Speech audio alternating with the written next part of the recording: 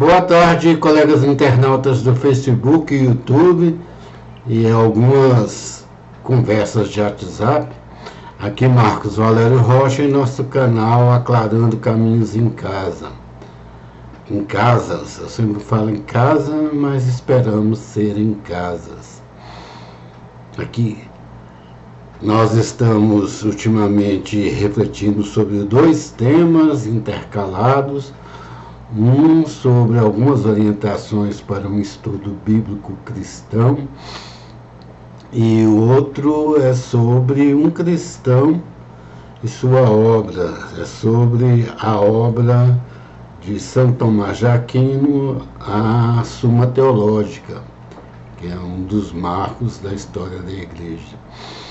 Nós estamos vendo algumas questões que têm implicância na questão da violência urbana atual, implicância no sentido de diretamente orientar as famílias, as pessoas, as empresas a como incentivar os filhos, os empregados, os associados, né, a ter uma vida mais plena, sem muita violência, como está tendo atualmente. Nós estamos lendo a Suma Teológica. Hoje nós vamos ver mais dois temas, praticamente encerrando essa questão. Em sua primeira fase, planejamos, se Deus assim permitir, e se não houver nenhum problema técnico, vir uma fase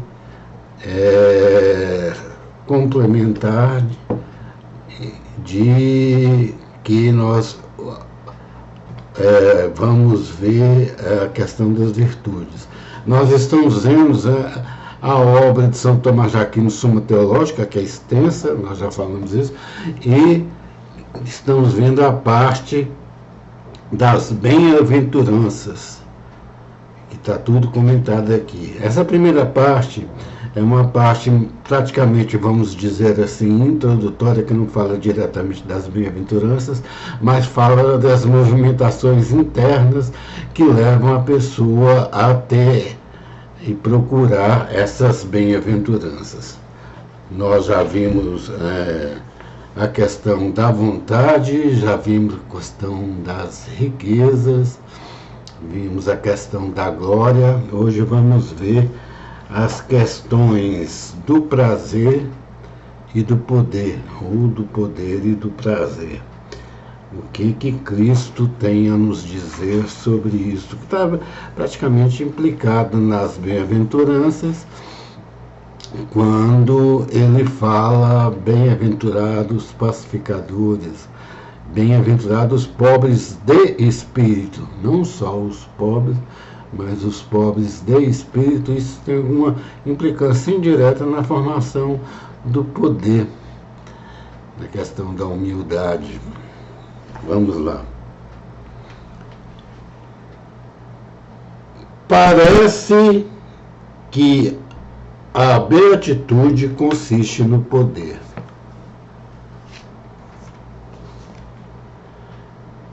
Primeira posição. Pois todos os seres desejam assemelhar-se a Deus, último fim e princípio primeiro.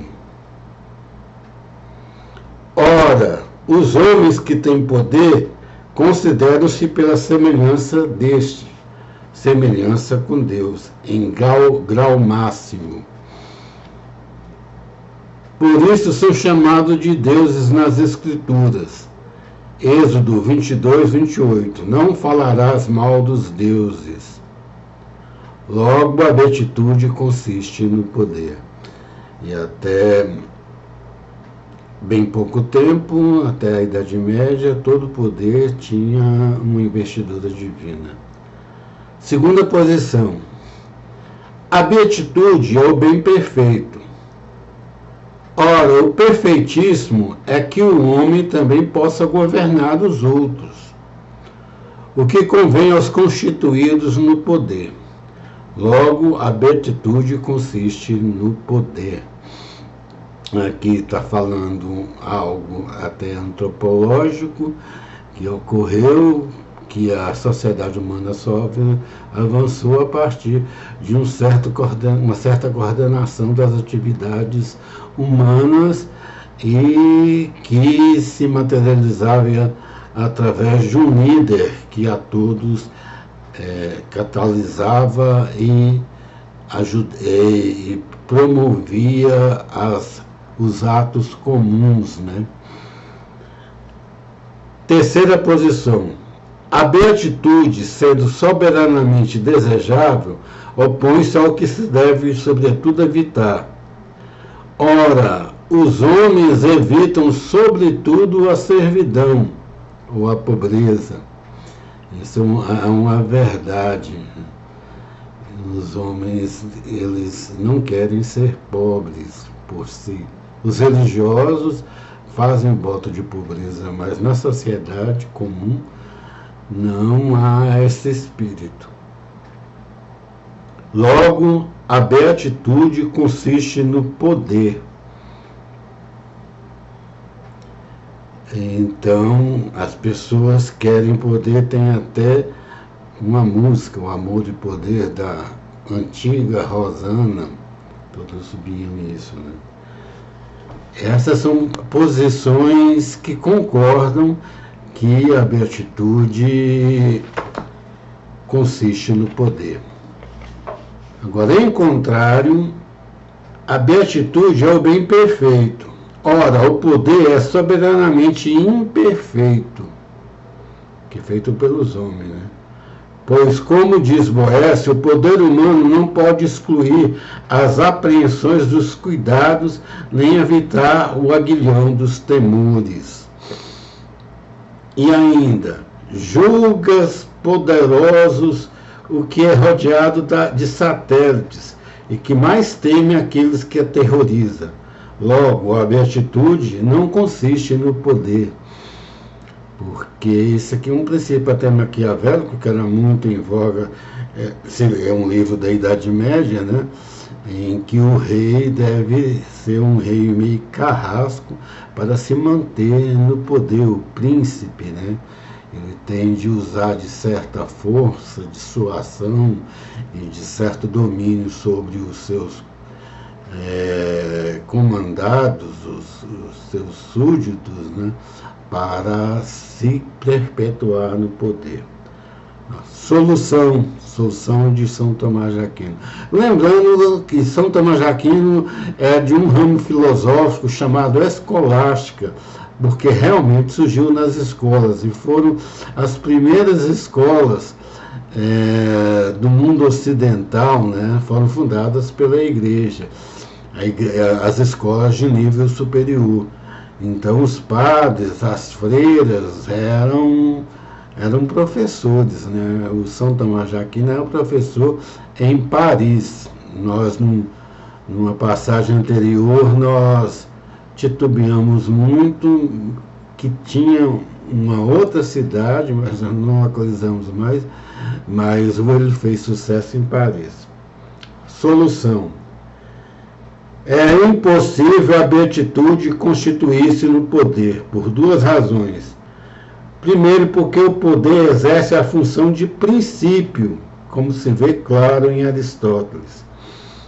A beatitude, porém, de fim último.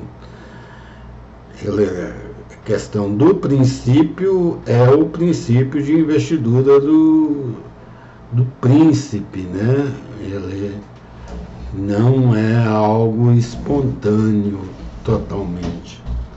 Segundo, porque o poder tanto se refere ao bem quanto ao mal, ao passo que a beatitude é o bem perfeito e próprio do homem, por onde uma beatitude poderia constituir mais do bom uso do poder que supõe a virtude do que no próprio poder. Inclusive a virtude, esperamos ser o próximo tema dentro da Suma Teológica. Por fim, 4 razões gerais podem ser deduzidas para mostrar que nenhum dos sobreditos bem exteriores pode constituir-se a beatitude. aqui nós já vimos a riqueza, a glória, né? Ele vai ter com outra razão, acho que as coisas elas se misturam. E a primeira é que, sendo a beatitude o sumo bem do homem, não se aceita e não se compraz com nenhum mal. E o poder, muitas vezes, é um poder que se compraz do mal, né? Ora, todos os bens prenumerados podem se encontrar tanto nos bons como nos maus. A questão, um mal, a pessoa má pode ter uma glória, pode ter uma riqueza e, consequentemente, pode ter um poder. Inclusive, muitos têm muito poder, os líderes de grandes, de marginais, né? Ele tem um poder lá no Rio, nas favelas, que o diga, né? Eles têm um poder muito grande sobre aquelas comunidades, e no Rio, São Paulo, na Bahia. A segunda razão é que, sendo da essência da beatitude bastar-se a si mesma, como se vê em Aristóteles, necessário é que, uma vez alcançada, não falte nenhum bem necessário ao homem. Ora, obtido cada um dos bens referidos até aqui, podem ainda faltar muitos outros necessários aos homens, como a sabedoria, a saúde do corpo e outros. A pessoa pode ser uma pessoa rica e ser uma pessoa doente. Pode ser uma pessoa rica e uma pessoa tola. Tola no sentido de ter atitudes que os levem à bancarrota. A pessoa pode ser uma pessoa de glória, mas pode ser uma pessoa totalmente impertinente com essa glória. A glória lhe sobe a cabeça, ele passa a ser uma pessoa pedante. A terceira é a seguinte: sendo a beatitude o bem perfeito, dela não pode previr nenhum mal para ninguém.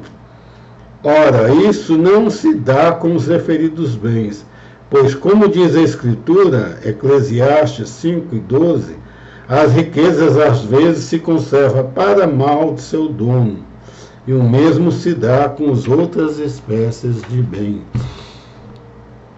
Isso que nós falamos, muitas vezes a pessoa acumula riqueza demais, acaba atraindo até inveja, né? E atraindo os desejos de desgraça dos outros sobre sua pessoa. O mesmo quer dizer, a glória também traz a inveja e a maculação de outros adversários para derrubar aquela pessoa de sua glória. Acontece muito, a gente vê diariamente nos dias de hoje.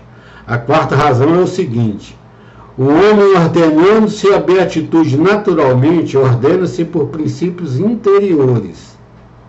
Ora, os 4 bens aludidos provêm antes de causas exteriores. A riqueza é adquirida depois, adquirida de outra pessoa ou por herança. A glória depende das pessoas que glorificam aquela, né? Não vem assim naturalmente. E a beatitude é aquela qualidade interior da pessoa, de humildade, a qualidade de paciência, já é uma virtude, mas é uma bem-aventurança, de amizade, de paz, depende muito do interior, ímpeto interior da pessoa. Por onde é claro que de nenhum modo a beatitude neles consiste, nem na riqueza, nem na glória.